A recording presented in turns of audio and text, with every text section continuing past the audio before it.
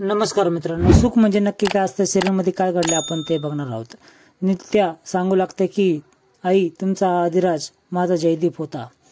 जयदीप देखील सांगतो की ही जी नित्या आहे ती गौरी होती. दोघांनाही पूर्वजन्मातले क्षण आठवू लागतात. ते पुढे सांगू लागते की त्यांचं नातं लहानपणापासून होतं, पण दुरावा आला. नंतर पुन्हा एकत्र आलोत. देवाच्या साक्षीने, मोरपंखाच्या साक्षीने आम्हाला मुलगी झाली. तिचं नाव लक्ष्मी म्हणजे राजमा. सुख एका बाईच्या मनामध्ये खुपत होतं. त्या बाईचं नाव शालिनी. शालिनी वहिनी असं नित्या सांगते. आदिराज पुढे सांगू लागतो, शिर्के पाटील कुटुंबियांचा निर्वंश करायचं त्या शालिनीने ठरवलं आणि एकेकाला सर्वांना मारून टाकलं.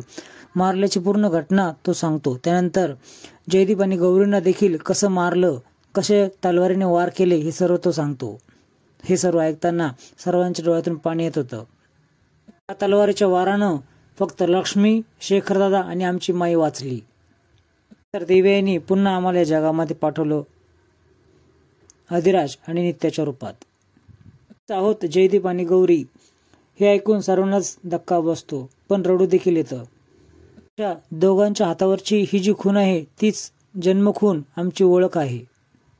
मला मात्र माईचे सगळे शब्द आठवतात. संकेत देखील आठवतो. कडून नित्याच्या गळ्यात पडलेलं मंगळसूत्राचा क्षण देखील विमलला आठवतो. आम्हा देखील बोलते की जयदेव गौरीला देखील मी ओळखत असते आणि आता या नित्या अधिराजला देखील बघत आहे. मी त्यांची ओळख पटवून देऊ शकते. सर्वांची मी साक्षीदार आहे असं ती बोलते. आता देखील बोलतात की त्या नालक बाईला आपण देवघरात नेऊन बसवलत की जगायचा अधिकार नाही. नित्या बोलते की तिला आपण शिक्षा देऊयात. तीच कृपा आहे की आपण सर्व एकत्र आलो आहेत असं अधिराज बोलतो. आता हा तुमचा एकट्याचा बदला नाही, त्या शालिनीने पाहुणीला देखील मारलंय असं विमल बोलते. जेव्हा तिला शिक्षा द्यायची आहे तेव्हा द्या, पण आता या पाहुणीची शिक्षा मी तिला आत्ताच देणार असं म्हणून ती बाहेर निघते. तिला थांबवायचा प्रयत्न करतात. स्टवसर शालिनीशी आश्रय बोलत असतो. शालिनी बोलते की आधीच का डोक्याला ताण कमी आहे, तू अजून डोक्याला ताण द्यायला आला आहेस. हाऊस नाही, पण मला शंका होती की तू असं काय करशील असं आश्रय बोलतो. ज्याच्यामध्ये तिचा काही दोष नव्हता, काही संबंध नव्हता, तिलाच तू मारून टाकलंस असं तो शालिनीला विचारतो. तुझ्या हाताने तुझ्या बाजूचा एक माणूस तू कमी केला आहे, तुला कळतंय का शालिनी असं तो बोलतो. तिचं नशीब होतं, गेली ती. तिच्या मरणाने काही फरक पडत नाही. पडायला हवा, तुझ्या पापाचा घडा आधीच भरला आहे तर तो अजून भर घालत आहे असं आश्रय बोलतो. शालिनी चिडूनच बोलते, तूच म्हणला होता ना त्याचं थुकून करू न शकत, तर त्याच्या जवळच्या मी सगळ्या व्यक्तींचा करणार आहे असं ती बोलते. त्यांना संपवणार आहे असं बोलते. राजमा तर दोनदा वाचली, आता नाही वाचणार असं ती बोलते. नित्यावर ज्या ज्या व्यक्तींचा जीव आहे ना त्या सगळ्या व्यक्तींना मी संपवणार असं ती बोलते. शालिनी त्यांना लवकरात लवकर शिक्षा देणार असं ती बोलते. तू वाचणार आहे का असा आश्रय बोलतो. गुन्हे तू कबूल कर, हाच याच्यावर उपाय आहे असं तो तिला सुचवतो. तीवर आहेस का तू असं ती आश्रयाला उत्तर देते. का कळत नाही, तू एकदा नमत घेतलं ना तिकडं नित्य बेसावत होईल आणि तू पुन्हा चाल करू शकतेस असं तो समजावून सांगतो. एकटं पाडणार म्हणजे पाडणार असं माझं ठरलंय असं शालिनी उत्तर देते. प्लीज माझं ऐक असं तो पुन्हा बोलतो. तेवढं ती त्याला हाकलून देते. जा निघ असं बोलते. मला जे वाटणार मी तेच करणार असं ती त्याला सांगते. त्यानंतर आश्रय तिथून निघून जातो. त्याच वेळेस सोमा येतो. बाई तलवार सापडली असं सांगतो. तो तलवारीकडे बघतो. शालिनी चिडून बोलते, म्युझियम मध्ये ठेवायची आहे का, इकडे कशाला आणली, तिची विल्हेवाट लाव असं बोलते. त्याला सांत्वन करून येते असं शालिनी त्याला सांगते. बाहेर निघायला लागते शालिनीचा बेत बघायला. तेवढ्यात सगळेजण तिला थांबवतात. आदिरा समजून सांगतो, इतकी घाई आहे, तिचा बेत बघण्यासाठी, तिचा सूड काढण्यासाठी तुला एक जन्म घ्यावा लागला आणि मी थांबू काय. घाण रक्ताने तुमचे हात माखून देऊ नका असं नित्या विमलला बोलते. इतके वर्षापासून आम्ही त्याच गोष्टीचा निकाल लावत आहोत. त्याच्यावेळेस तात्या देखील बोलतात की आजपर्यंत का नाही निकाल लावला. अधिराज बोलतो, एवढं सहजासहजी तिला मरण नाही द्यायचं. केलेल्या प्रत्येक पापाचा हिशोब तिच्याकडून घ्यायचा आहे असं नित्या बोलते. सारख्या नीच बाईला तुम्ही कसं काय जिवंत सोडलं असं विमल बोलते. निघायला लागते. त्याच वेळेस नित्या बोलते की लेकीच ऐका ना, एवढं खूप धीराने घ्यावं लागणार आहे असं अधिराज सांगतो.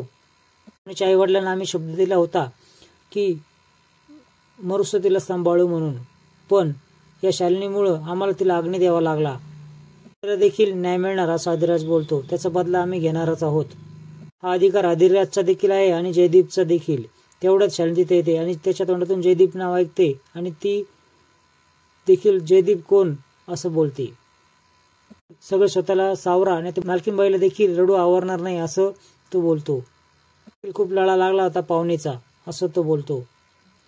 आणि बोलते हो ना, म्हणूनच तर मी तर आले आहे. अधिराज बोलतो की जयदीप परत आला आहे. ऐकल्यावर शालिनीला धक्काच बसतो. मारताना फक्त जयदीप जयदीपच असं बोलत होती. मला तर असं वाटतं त्या जयदीपनीच त्या पाहुणीला मारला असेल आणि राज मला तर काहीच आठवत नाही. जयदीपला शोधून काढलं पाहिजे असं अधिराज पुढे बोलू लागतो. आणि पुढे नाटकेपणाने बोलू लागते की माझा तर विश्वासच बसत नाहीये की पाहुणे आपल्यामध्ये नाहीये. आपली मुलगी होती, देवाने तिला लवकर बोलून घेतला असेल. फोटो पुढे येऊन हात जोडते. गए फितूर, तुला काय सांगायचं होतं अधिराजला, पण जाऊ देत, सांगू तर शकली नाही. मला देखील सांगू शकणार नाही. मला देखील काही आठवत नाही. त्या देखील अधिराजला काहीच बोलू शकणार नाही. माझा धोका संपला आहे मनात ती बोलू लागली. ती बोलते की मला माहित आहे पाहुणी तुम्हाला मुलीसारखी होती, तर दुःखाचा डोंगर पसरला असेल. कोमलच्या खांद्यावर हात ठेवते आणि सांभाळा स्वतःला असं बोलते. ती मदत लागली तर मला कळवा असं बोलते. निघून जाते. त्याशिवाय तात्या बोलतात की नीचपणाचा नमुनाच मला बघायला मिळाला. स्वतःच मारते आणि स्वतःच सांत्वन करायला येते. नालायकबाई निघाली रे ही. अधिराज समोर येते आणि या शालिनीला सोडू नको. हे जग इकडचं तिकडं झालं तरी चालेल, आपलं पूर्ण कुटुंब आपलं घर तुझ्या बाजूने आहे असं बोलते. सर्वजण पाहुणीचे फोटो समोर येतात. विमल बोलते की तुझा लग्नाचा शब्द मी पाळू शकले नाही, पण तुला एक शब्द देते की तुझा बदला घेतल्याशिवाय राहणार नाही. तुझ्यावर अन्याय करणाऱ्या व्यक्तीला शिक्षा होणार म्हणजे होणारच. पुढील भागामध्ये तुम्ही बघणार आहात की आश्रय नित्याला फोन करून सांगतो शालिनीचा सुंबा जळाला आहे, पण पीळ अजून जात नाही. कारणीभूत आहे तिच्या पायातील तिच्या सुरक्षाकडं. पायातलं कडं मिळवण्यासाठी नित्य आणि अधिराज प्लॅन आखतात. गौरी आणि संत्या वेश बदलून तिच्या रूम मध्ये जातात. बेशुद्ध करून तिच्या पायातील कडं काढून घेतात. सोमा येत असतो त्याच वेळेस अधिराज फोन करतो आणि सोमा आला आहे, तुम्ही तिथून निघा असं बोलतो. असेच नवीन अपडेट्स बघण्यासाठी चॅनल सबस्क्राईब करा आणि स्टार प्रॉवर ही मालिका नक्की बघा.